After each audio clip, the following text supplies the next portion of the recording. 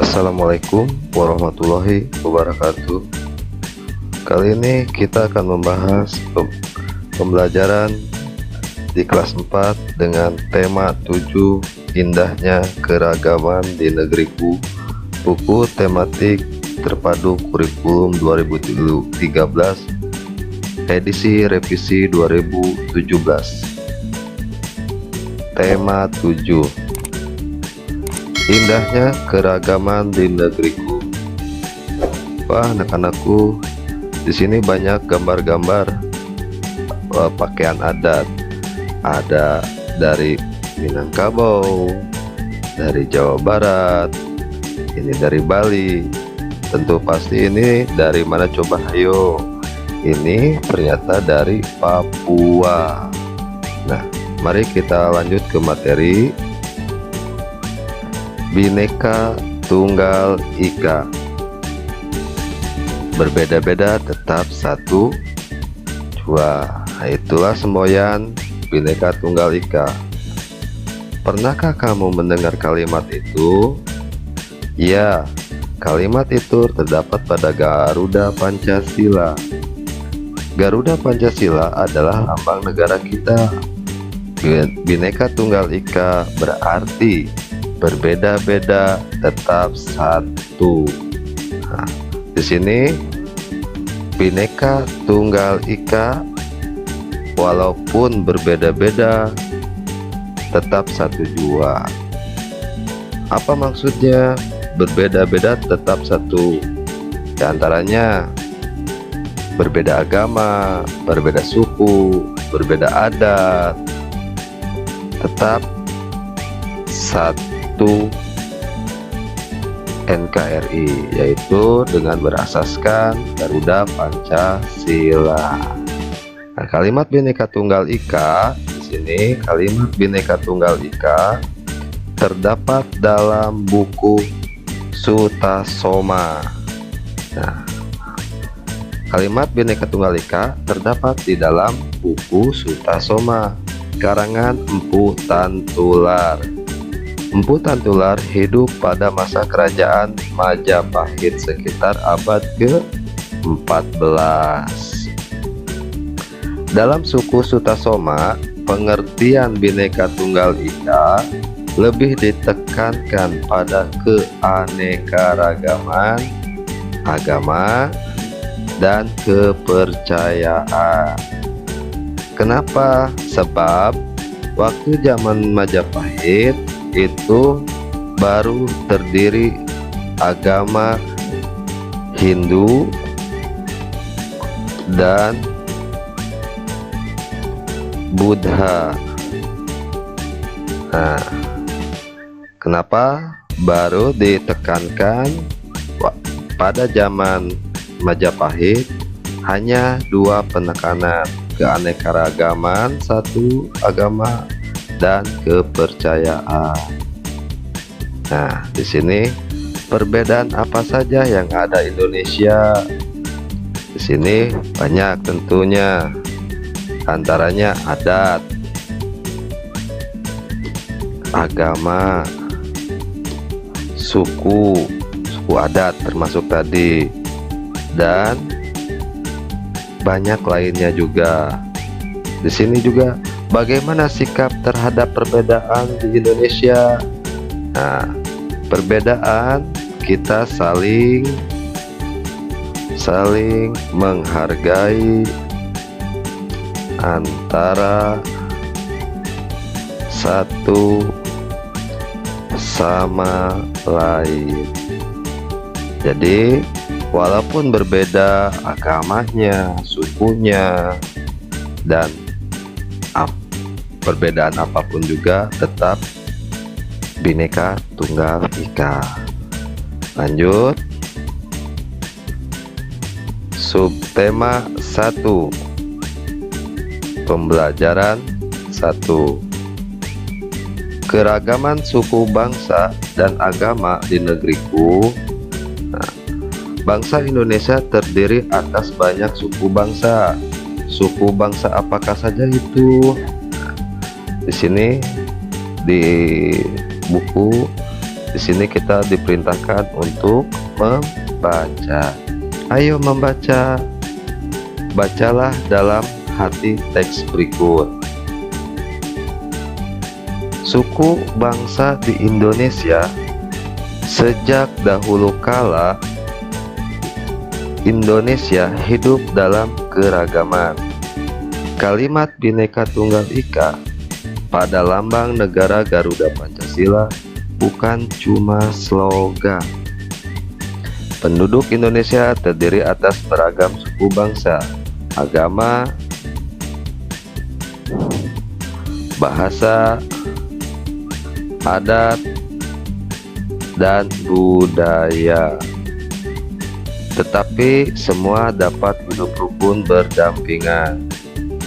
Berdasarkan hasil sensus Badan Pusat Statistik (BPS) tahun 2010, bangsa Indonesia terdiri atas 1.331 suku. Berdasarkan sensus itu pula, suku bangsa terbesar dalam suku Jawa yang meliputi 40,2% dari penduduk Indonesia. Jadi, suku bangsa yang terbesar di Indonesia ialah suku Jawa. Sebab kenapa?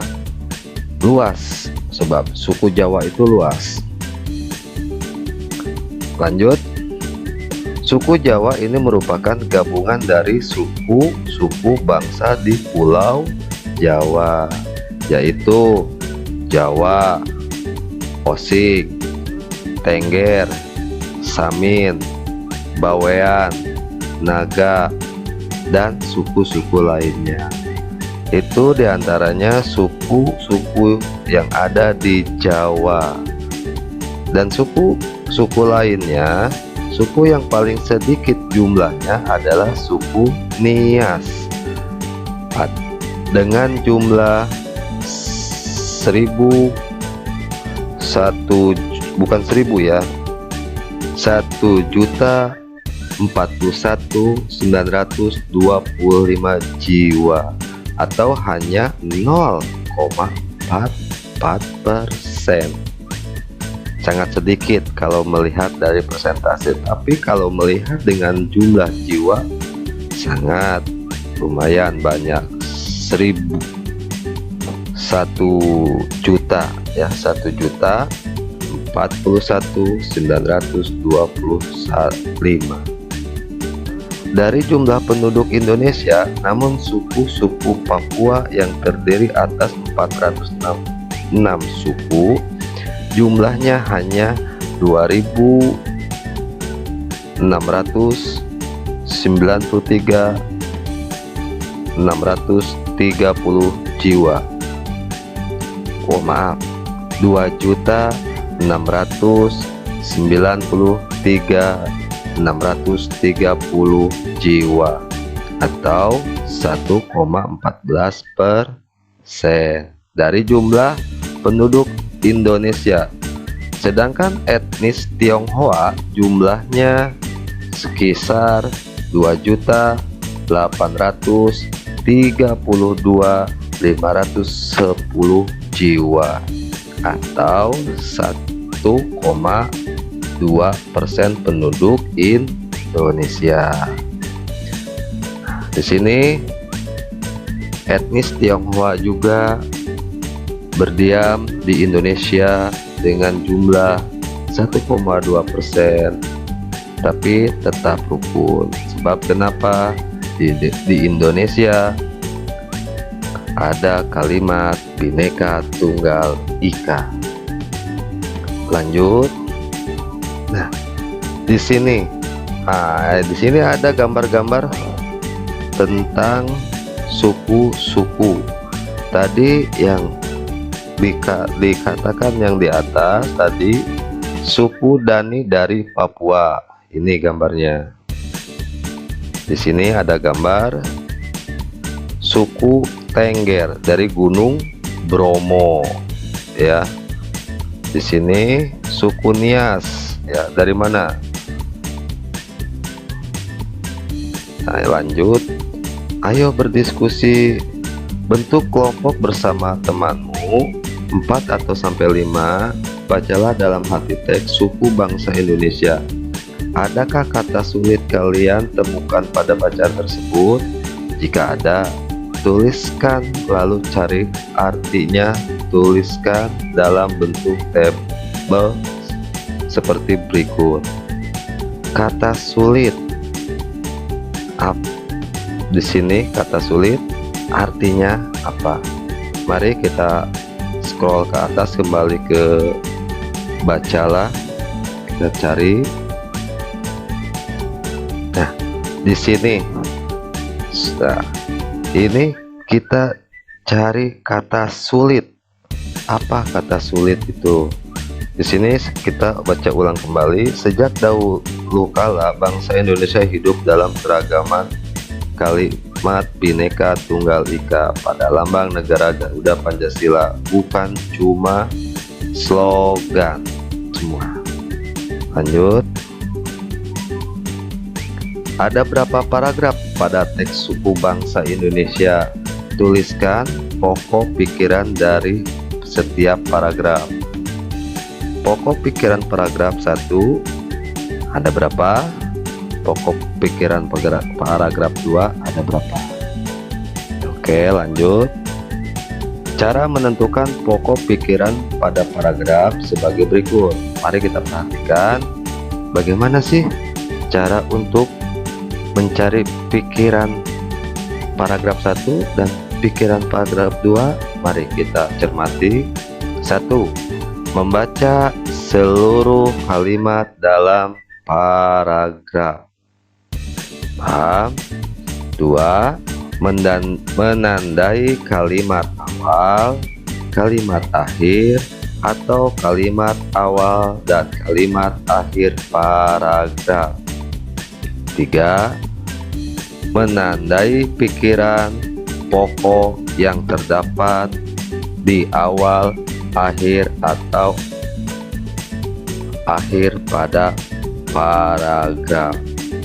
Nah, di sini cara untuk menentukan pokok pikiran paragraf. Jadi, ketiga item ini yaitu untuk menentukan cara pokok pikiran paragraf. Mari lanjut. Ayo bercerita. Cerita hasil diskusi kelompokmu, bandingkan dengan hasil diskusi kelompok lain. Apakah ada perbedaan? Dari kegiatannya sebelum, kamu mengetahui bahwa di Indonesia terdapat ribuan suku bangsa. Setiap suku bangsa kemungkinan memiliki kebiasaan dan cara hidup berbeda. Salah satu contoh perbedaan hidup adalah transportasi. Pada zaman dahulu, alat transportasi menggunakan tenaga hewan seperti gambar berikut. Mari kita lihat gambar di bawah ini. Nah, disinilah kendaraan waktu zaman dahulu, bendi. Nah, masih terdapat di Indonesia juga, sekarang masih digunakan. Untuk apa? Untuk wisatawan. Bendi ini disebut di Jawa Barat dengan delman.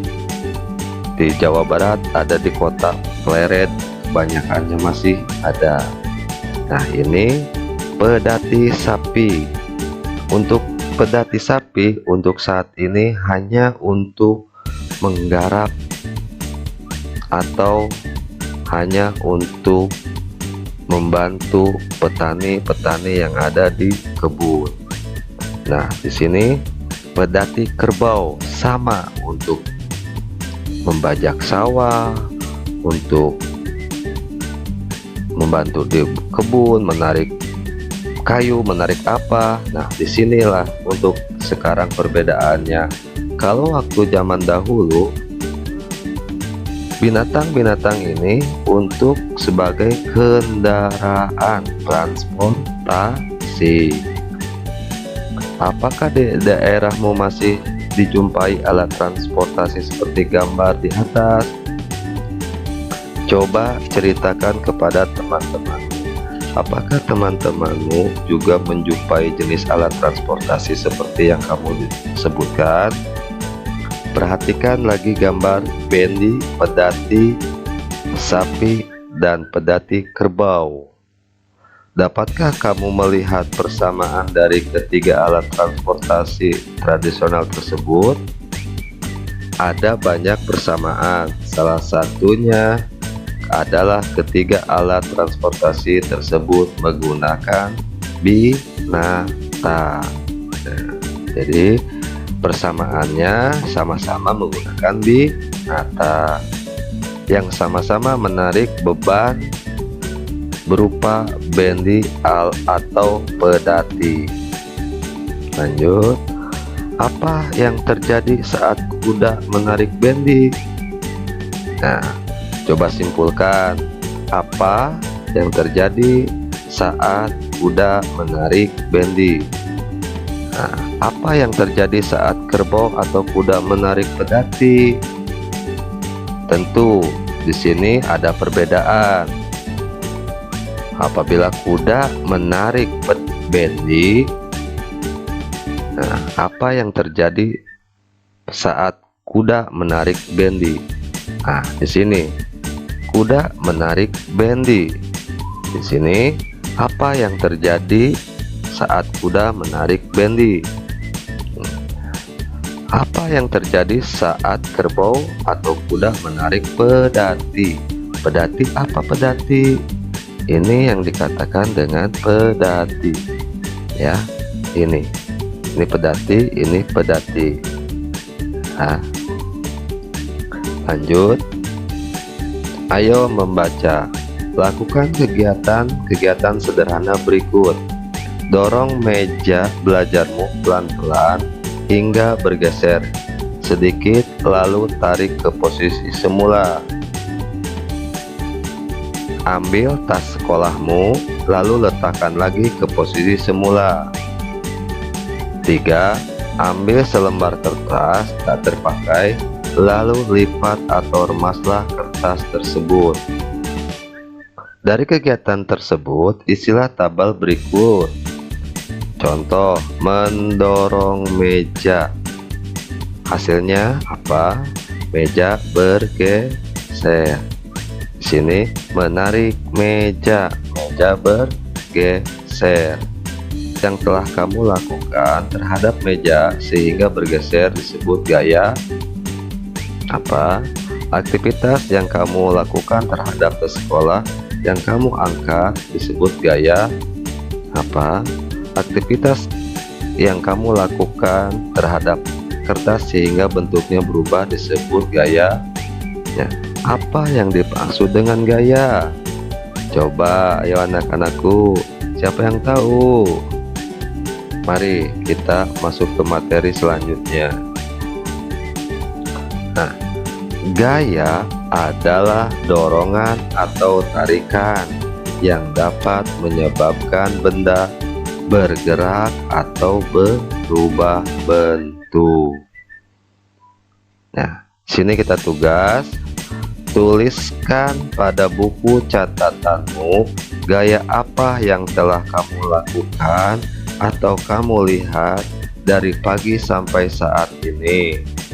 Tulislah dengan menggunakan ejaan yang tepat. Kemudian bacakan catatanmu di depan teman-temanmu dan gurumu.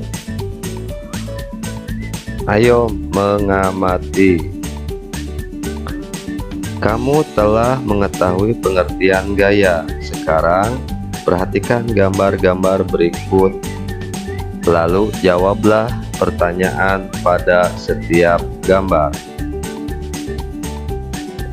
Apa yang menyebabkan mobil pada gambar di samping dapat bergerak? Nah, dengan gaya apakah mobil ini bisa bergerak? Coba tolong komen di bawah atau silahkan ditulis di kertas masing-masing. Bisa di sini, apa yang menyebabkan lampu dapat menyala? Gaya apakah lampu ini dapat menyala? Nah, silakan lanjut. Apa yang menyebabkan jarum menempel pada batang magnet? Gaya apakah sehingga paku-paku tersebut bisa menempel ke magnet? Nah, lanjut. Apa yang menyebabkan buah jatuh dari pohon? Buah pohon akan jatuh ke bawah. Nah, disinilah ada gaya apa yang apabila buah-buahan jatuh dari pohon. Coba jelaskan oleh kalian. Silahkan dirangkum dari 1, 2, 3, 4. Gaya apa saja di antara keempat gambar tersebut? Nah, yang kelimanya, apa yang menyebabkan kursi mudah dipindahkan? Nah, di sini gaya apa kursi mudah dipindahkan ya. Silakan oleh kalian rangkum, tulis gaya-gaya tersebut yang ada di gambar. Silakan nanti. Nah, lanjut. Gaya mempunyai banyak jenis sesuai dengan sumber yang melakukan gaya. Macam-macam gaya antara lain gaya otot, gaya listrik, gaya magnet, gaya gravitasi, dan gaya gesek. Ayo mengamati. Perhatikan contoh kegiatan menggunakan gaya otot. Nah, disinilah ada beberapa contoh untuk gaya otot.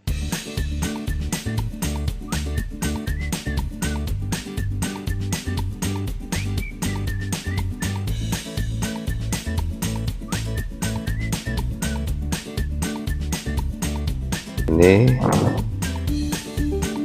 ayo berdiskusi. Diskusikan jawaban pertanyaan-pertanyaan berikut dengan kelompokmu. 1. Apa dimaksud gaya otot? 2. Perhatikan gambar contoh gaya otot di depan. Apa pengaruh gaya otot terhadap benda yang dikenai gaya pada setiap gambar? Tuliskan hasil kelompokmu, bacakan di depan kelompok lain, lalu serahkan kepada ibu guru atau bapak guru. Kamu telah mengetahui salah satu jenis gaya, yaitu gaya otot. Salah satu contoh penggunaan gaya otot yaitu pada pembuatan gerabah. Tahukah kamu bahwa seni membuat gerabah tersebut di Indonesia? Lanjut, ayo membaca. Seni gerabah di Indonesia. Tahukah kamu apa yang disebut gerabah? Berdasarkan Kamus Besar Bahasa Indonesia KBBI. Nah, kalian bisa mencari di sini di KBBI di Google ya. Ketikkan KBBI, nanti keluar untuk kamus bahasa Indonesia. Di sini gerabah yaitu alat dapur untuk masak, memasak, dan sebagainya yang dibuat dari tanah liat yang kemudian dibakar. Nah, di sini misalnya kendi ya, kendi, belanga. Nah, memang awalnya pembuatan gerabah untuk memenuhi kebutuhan alat-alat dapur. Namun dalam perkembangan seni, kerajinan gerabah meluas dan menghasilkan beraneka macam benda. Lanjut, pembuatan gerabah secara tradisional terbesar di wilayah Nusantara di Jawa. Tempat yang terkenal dengan pembuatan gerabah adalah Kasongan Yogyakarta. Kasongan adalah nama daerah di Kecamatan Kasihan, Bantul. Letak Kasongan kurang lebih 8 km di sebelah barat daya Yogyakarta. Gerabah Kasongan awalnya biasa saja. Perajin Kasongan dahulu hanya membuat barang rumah tangga seperti anglo, cobek, atau kendi. Namun pada tahun 1970-an, Bapak Sabto Hudoyo, seorang seniman Yogyakarta, mendidik di sana. Mereka diajari cara membuat karya seni dari tanah liat. Sejak itu, seni gerabah semakin bermunculan. Para pengrajin membuat kendi yang lebih unik. Mereka juga membuat pas yang dilengkapi aneka hiasan. Semakin hari, pengetahuan dan keahlian pengrajin makin berkembang. Hasilnya seperti yang kita lihat hari ini. Gerabah Kasongan menjadi terkenal dan banyak dicari. Di Kabupaten Lombok Barat, Nusa Tenggara Barat, ada sebuah daerah yang terkenal dengan seni pembuatan gerabah, yaitu di Bayu Mulek, ya. Dimana di Bayu Mulek ada satu karya unik dari seni kerajinan gerabah dari Bayu Mulek ini, yaitu kendi maling. Ya. Apa anak-anak? Kendi maling. Umumnya kendi wadah air, mempunyai lubang di atas untuk mengisi air. Namun kendi dari Bayu Mulek ini mempunyai lubang untuk mengisi air pada bagian bawah.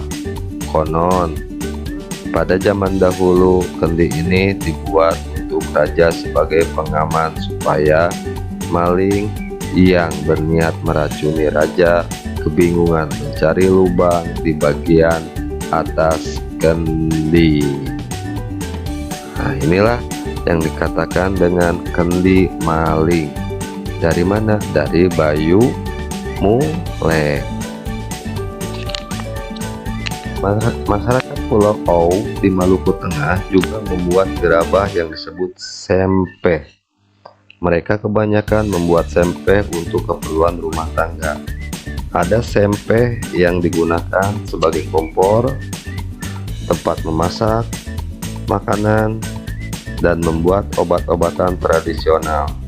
Ada pula sempeh yang digunakan sebagai wadah suguhan dan berfungsi seperti piring. Di Papua saat ini tradisi pembuatan gerabah ditemukan di pesisir utara Papua, tepatnya di Kampung Abar. Kampung Abar adalah salah satu kampung di Danau Sentani, Kabupaten Jayapura.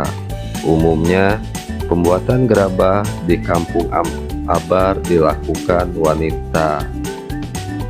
Konsumen gerabah dari Kampung Abar adalah para wisatawan yang datang ke Danau Sentani.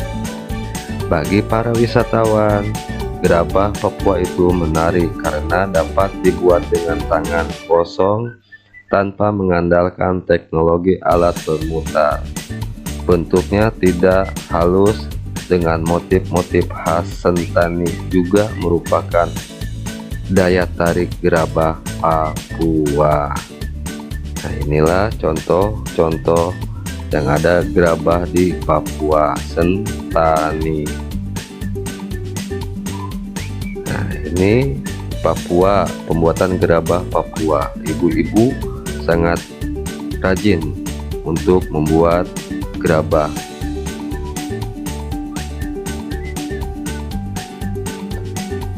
Ayo berdiskusi, diskusikan bersama teman sebangkumu tentang informasi baru yang kamu dapatkan dalam teks seni gerabah di Indonesia. Tuliskan hasilnya pada buku catatanmu, lalu kumpulkan kepada bapak atau ibu gurumu. Ayo renungkan apa yang kamu pelajari hari ini.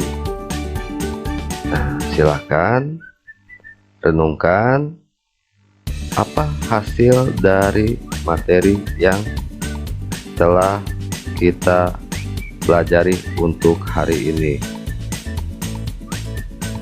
Alhamdulillah, sekian video pembelajaran ini. Semoga bermanfaat. Banyak kekurangan, Bapak mohon maaf. Selamat belajar dan tetap jaga kesehatan. Wassalamualaikum warahmatullahi wabarakatuh.